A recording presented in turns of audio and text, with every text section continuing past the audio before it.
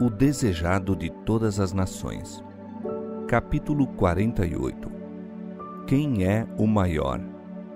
Este capítulo se baseia em Mateus capítulo 17, versos 22 a 27, capítulo 18, versos 1 a 20, Marcos capítulo 9, versos 30 a 50 e Lucas capítulo 9, versos 46 a 48. Voltando a Cafarnaum, Jesus não procurou os bem conhecidos lugares em que havia ensinado o povo, mas, tranquilo, buscou com os discípulos a casa que lhe devia servir temporariamente de lar. Durante o resto de sua permanência na Galiléia, era seu intuito instruir os discípulos, de preferência a trabalhar em favor das multidões. Na viagem pela Galiléia, tentara Cristo outra vez preparar o espírito dos discípulos para as cenas que o aguardavam. Disse-lhes que devia ir a Jerusalém para ser morto e ressuscitar, e acrescentou a estranha e solene comunicação de que devia ser entregue nas mãos dos inimigos. Nem ainda então compreenderam os discípulos as suas palavras. Embora os envolvesse a sombra de uma grande tristeza, ainda em seu coração encontrou lugar o espírito de rivalidade. Discutiram entre si qual seria considerado maior no reino. Essa contenda pensaram eles ocultar de Jesus e não procuraram, como de costume, achegar-se para mais perto dele, mas demoraram-se atrás, de modo que ele lhes ia na dianteira enquanto entraram em Cafarnaum. Jesus leu-lhes os pensamentos e ansiou aconselhá-los e instruí-los. Esperou, porém, para isso, uma hora de quietação quando os corações estivessem abertos para lhe receber as palavras. Pouco depois de haverem chegado à cidade, o coletor do tributo do templo foi ter com Pedro, fazendo a pergunta: "O vosso mestre não paga as didracmas?" Esse tributo não era uma taxa civil, mas uma contribuição religiosa exigida de todo judeu anualmente para a manutenção do templo. A recusa de pagar o tributo seria considerada como deslealdade ao templo, segundo o conceito dos rabis, um gravíssimo pecado. A atitude do Salvador para com as leis dos rabis e suas positivas reprovações aos defensores da tradição proporcionaram pretexto para a acusação de estar ele procurando deitar por terra o serviço do templo. Agora os inimigos viram um ensejo de lançar descrédito sobre ele. No coletor dos tributos encontraram um ponto aliado. Pedro viu na pergunta do dito funcionário uma insinuação quanto à lealdade de Cristo ao templo. Zeloso da honra do mestre, respondeu precipitadamente, sem o consultar, que Jesus pagaria o tributo. Mas Pedro não compreendeu, senão, em parte, o intuito do que o interrogava. Havia algumas classes consideradas isentas do pagamento do tributo. No tempo de Moisés, quando os levitas foram separados para o serviço do santuário, não lhes foi dada a herança entre o povo. O Senhor disse: "Levi com seus irmãos não tem parte na herança. O Senhor é a sua herança." Deuteronômio 10, 9. Nos dias de Cristo, os sacerdotes e levitas eram ainda tidos como especialmente consagrados ao templo, não lhes sendo exigida a contribuição anual para a manutenção do mesmo. Também os profetas estavam isentos desse pagamento. Requerendo o tributo de Jesus, os rabis punham à margem seus direitos como profeta e mestre e tratavam-no como uma pessoa comum.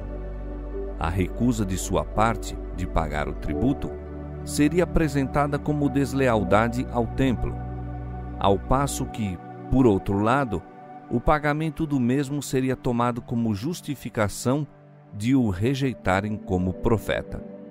Havia pouco tempo apenas, Pedro reconhecera Jesus como o Filho de Deus, mas deixara nesse caso de salientar o caráter divino do Mestre. Por sua resposta ao coletor, de que Jesus havia de pagar o tributo, sancionara virtualmente o falso conceito que os sacerdotes e principais estavam procurando generalizar a seu respeito. Ao entrar Pedro em casa, o Salvador não fez referência ao que sucedera, mas perguntou: "Que te parece, Simão? De quem cobram os reis da terra os tributos ou o censo? Dos seus filhos ou dos alheios?" Pedro respondeu: "Dos alheios." E Jesus disse: "Logo estão livres os filhos." Ao passo que o povo de um país é obrigado a pagar imposto para a manutenção de seu rei, os filhos do próprio monarca ficam livres. Assim, de Israel, o professo povo de Deus, era exigido que mantivesse seu serviço, mas Jesus, o Filho de Deus, não estava sob tal obrigação. Se os sacerdotes e levitas estavam isentos, em virtude de sua ligação com o templo, quanto mais aquele para quem o templo era a casa de seu pai. Se Jesus houvesse pago o tributo sem protestar, teria virtualmente reconhecido a justiça da reclamação, tendo assim negado sua divindade. Mas ao passo que viu ser bom satisfazer a exigência, negou o direito sobre que esta se pretendia basear. Provendo o necessário para pagamento do tributo, deu ele o testemunho de seu caráter divino. Foi demonstrado que ele era um com Deus e, portanto, não se achava sob tributo como um simples súdito do reino. "Vai ao mar", disse ele a Pedro, "lança o anzol, tira o primeiro peixe que subir e, abrindo-lhe a boca, encontrarás um estáter. Toma-o e dá-o por mim e por ti." Conquanto houvesse revestido sua divindade com a humanidade, revelou nesse milagre a sua glória. Era evidente ser este aquele que, por meio de Davi, declara: "Porque meu é todo animal da selva e as alimárias sobre milhares de montanhas. Conheço todas as aves dos montes, e minhas são todas as feras do campo. Se eu tivesse fome, não tu diria, pois meu é o mundo e a sua plenitude." Salmo 50, versos 10 a 12.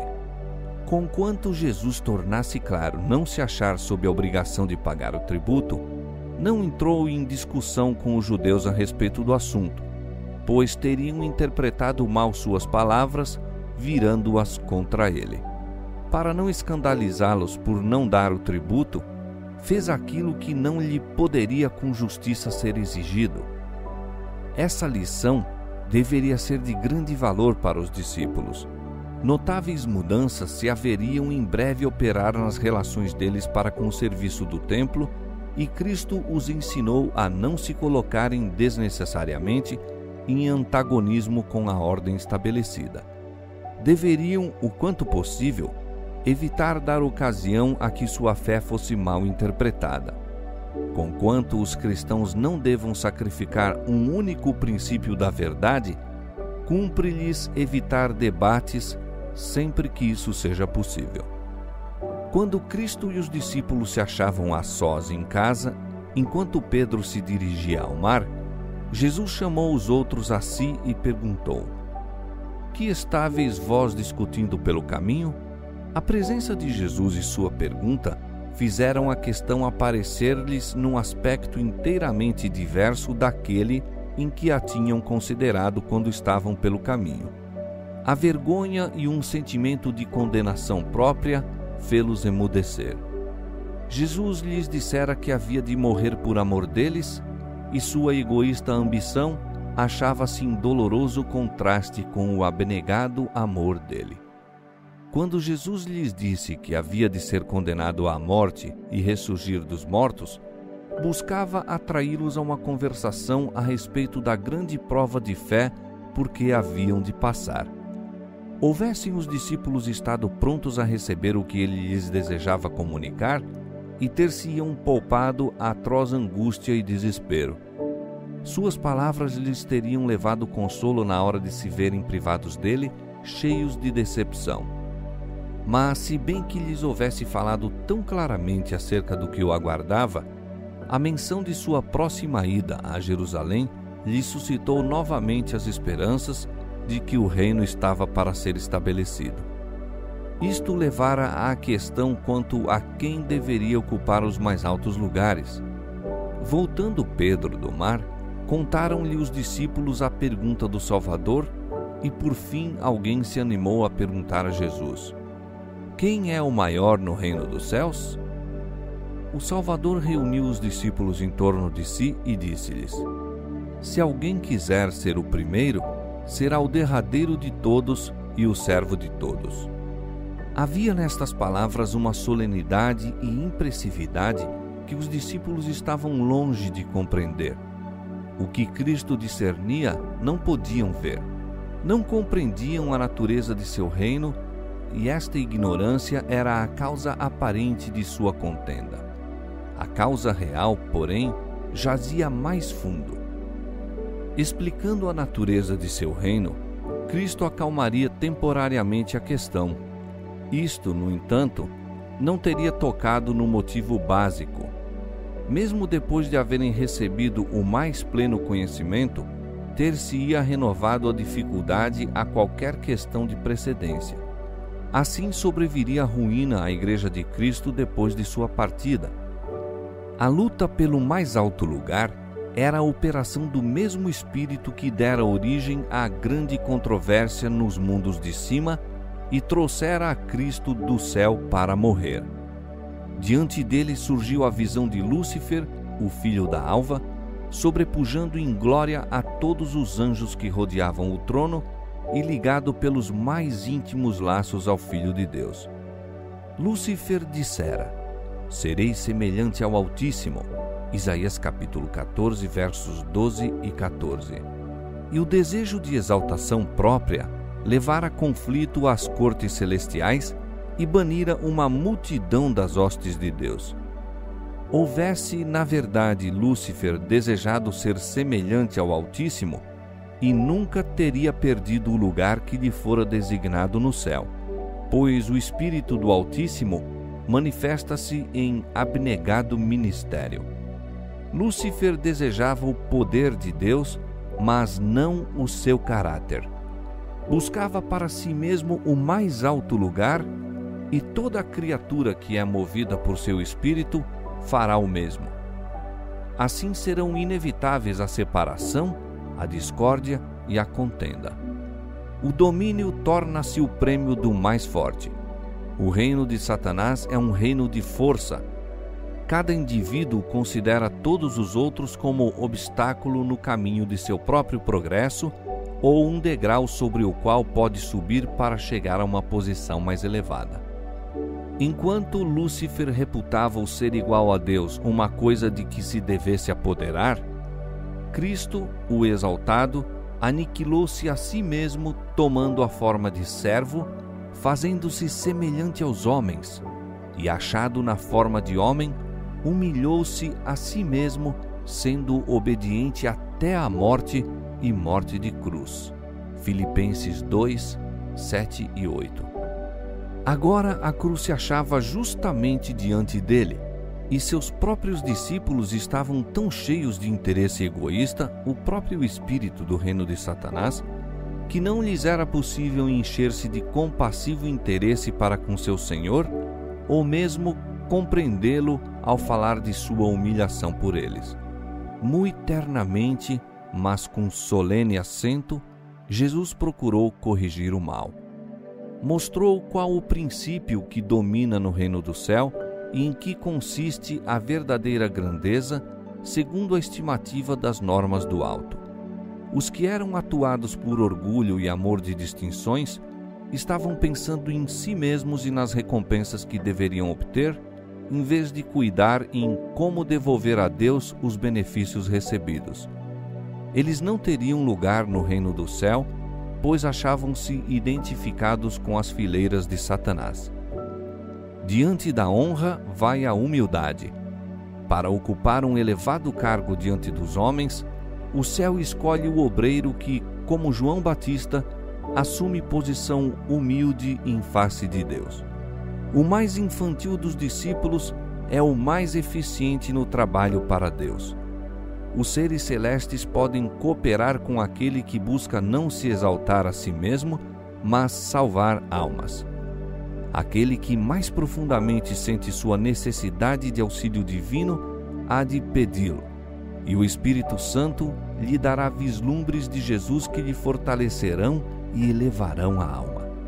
Da comunhão com Cristo, sairá ele para trabalhar pelos que estão perecendo em seus pecados. Está ungido para sua missão e é bem-sucedido onde muitos instruídos e intelectualmente sábios fracassariam. Mas quando os homens se exaltam a si mesmos, sentindo que são uma necessidade para o êxito do grande plano de Deus, o Senhor faz com que sejam postos de lado.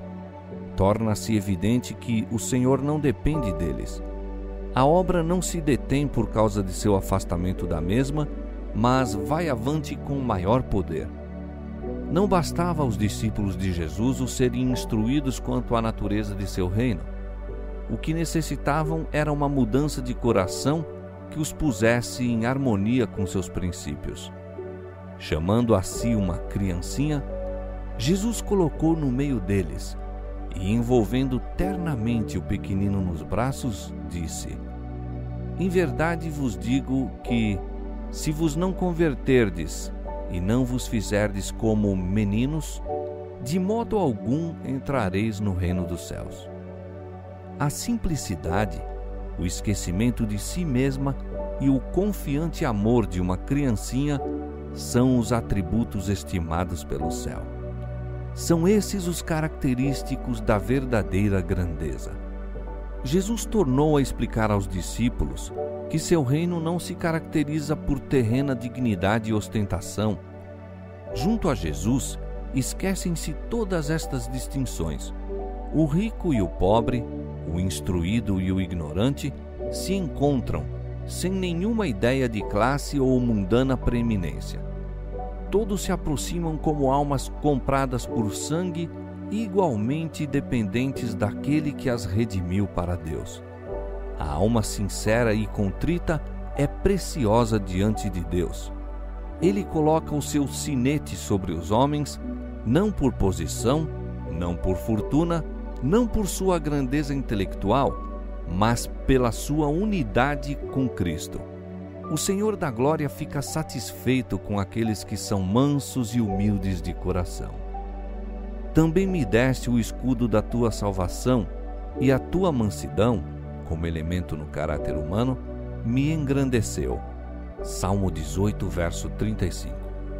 As palavras do Salvador despertaram nos discípulos um sentimento de desconfiança de si mesmos. Ninguém fora especialmente apontado na resposta, mas João foi levado a duvidar de que, em certo caso, sua atitude fora correta. Com espírito de criança, expôs a questão a Jesus. Mestre, disse ele, vimos um que em teu nome expulsava demônios, o qual não nos segue, e nós lhe o proibimos porque não nos segue. Tiago e João pensaram que, opondo-se a esse homem, tinham tido em vista a honra de seu Senhor. Começaram a ver que tiveram ciúmes da sua própria, reconheceram seu erro e aceitaram a reprovação de Jesus. Não lhe o proibais, porque ninguém há que faça milagres em meu nome e possa logo falar mal de mim. Pessoa alguma que se mostrasse de algum modo amiga de Cristo deveria ser repelida. Muitos havia que tinham sido profundamente movidos pelo caráter e a obra de Cristo e cujo coração se estava abrindo para ele com fé. E os discípulos, que não podiam ler os motivos, deviam ter cuidado em não desanimar essas almas. Quando Jesus não mais se achasse pessoalmente com eles e a obra fosse deixada em suas mãos, não deviam ceder a um espírito estreito, exclusivista, mas manifestar a larga simpatia que tinham visto em seu mestre. O fato de uma pessoa não se conformar em tudo com nossas próprias ideias e opiniões não nos justifica proibir-lhe o trabalhar para Deus. Cristo é o grande mestre. Não nos compete julgar ou ordenar, mas deve cada um sentar-se com humildade aos pés de Jesus e dele aprender. Toda alma que Deus tornou voluntária é um instrumento por onde Cristo revelará seu amor cheio de perdão. Quão cuidadosos devemos ser para não desanimar um dos que transmitem a luz de Deus, interceptando assim os raios que ele queria fazer brilhar no mundo. A aspereza e a frieza manifestadas por um discípulo para com uma pessoa a quem Cristo estava atraindo, um ato como o que João praticara ao proibir alguém de operar milagres em nome de Cristo, poderia dar em resultado o encaminhar aquela criatura para a senda do inimigo, ocasionando a ruína de uma alma. De preferência a fazer alguém isso, disse Jesus, melhor lhe fora que se lhe pendurasse ao pescoço uma mó de azenha e se submergisse na profundeza do mar. E acrescentou, se a tua mão te escandaliza, corta-a.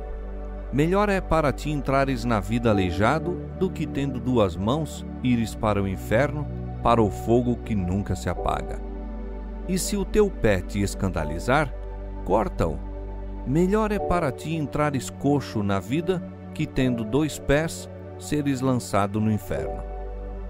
Por que essa veemente linguagem, a cujo vigor nenhuma outra pode exceder? Porque o Filho do Homem veio salvar o que se tinha perdido. Hão de seus discípulos mostrar menos consideração pela alma de seus semelhantes do que manifestou a majestade do céu?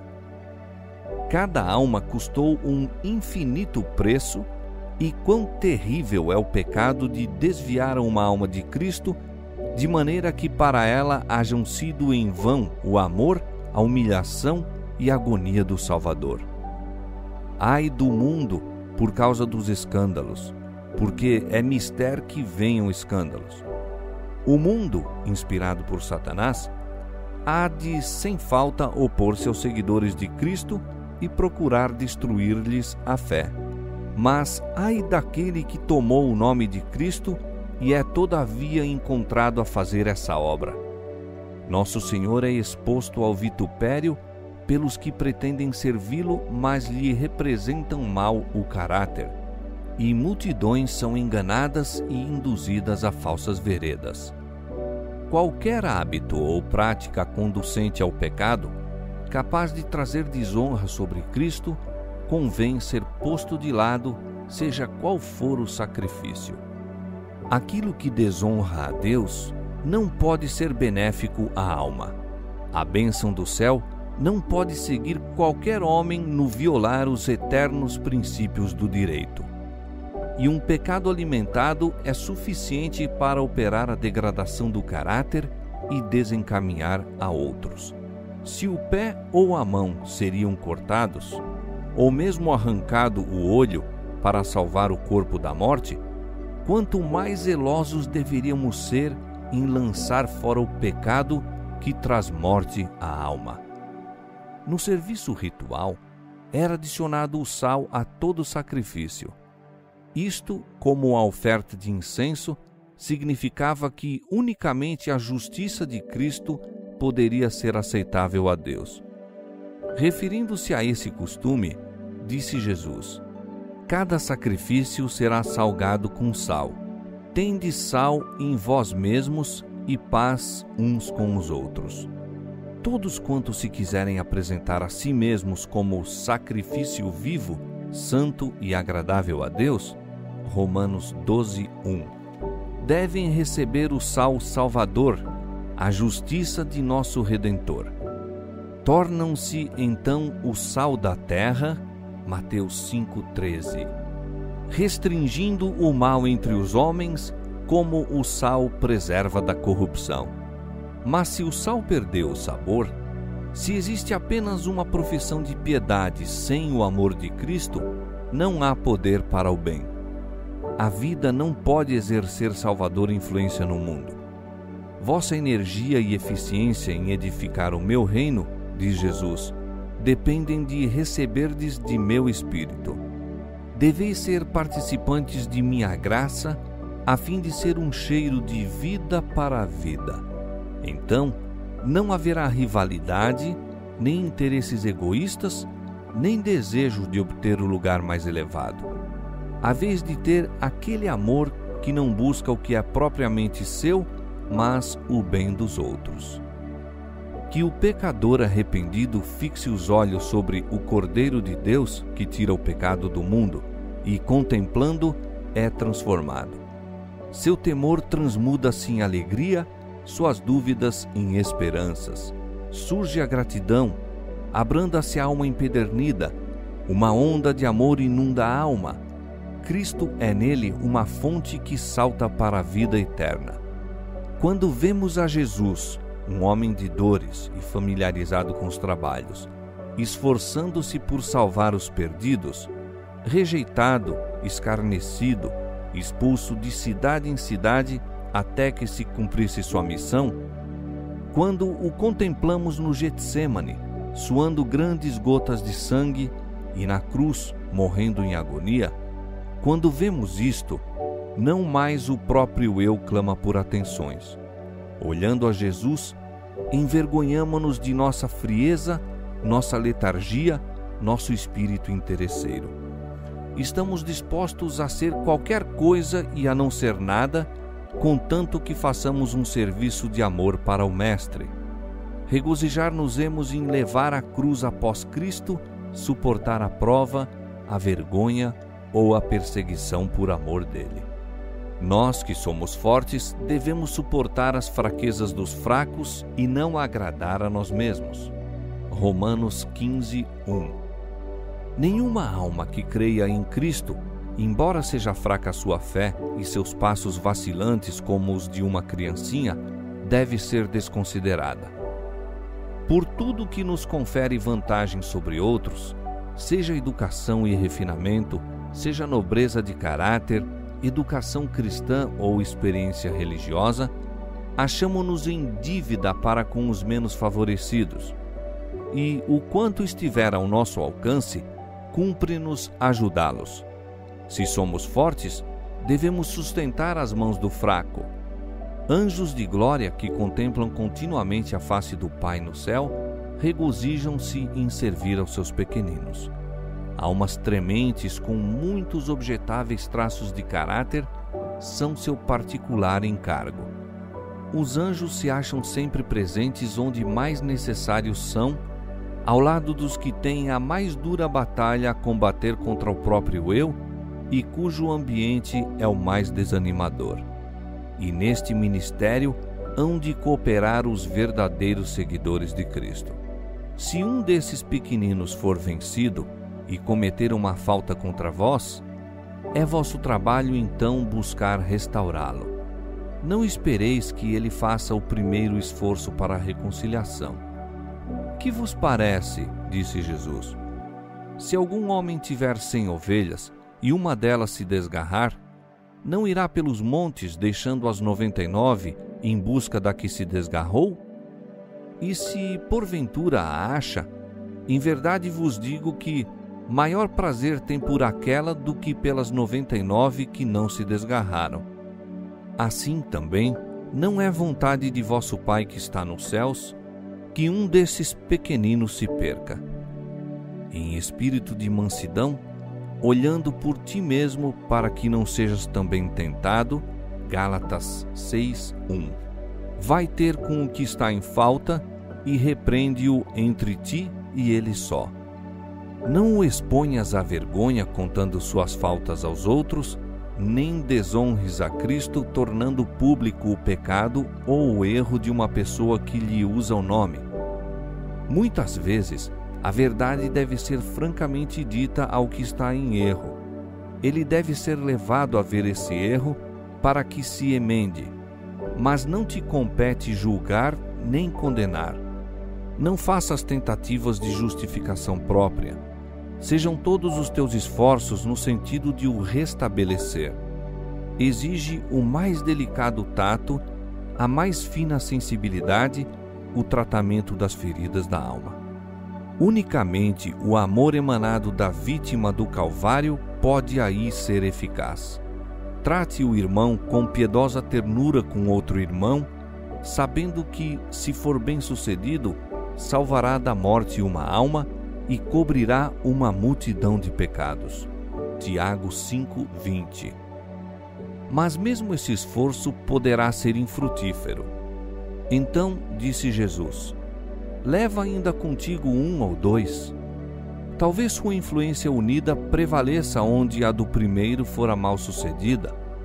Não sendo partes na questão, estarão mais aptos a agir com imparcialidade, e isso dará à sua opinião mais peso diante do que se acha em falta. Se ele não os atender, então e só então o assunto deve ser levado perante o inteiro corpo de crentes. Que os membros da Igreja, como representantes de Cristo, se unam em oração e amoráveis súplicas para que o ofensor seja restaurado. O Espírito Santo falará por meio de seus servos, pleiteando com o errante para voltar para Deus. O apóstolo Paulo, falando por inspiração, diz: como se Deus por nós rogasse, rogamo-nos, pois, da parte de Cristo, que vos reconcilieis com Deus. 2 Coríntios capítulo 5, verso 20.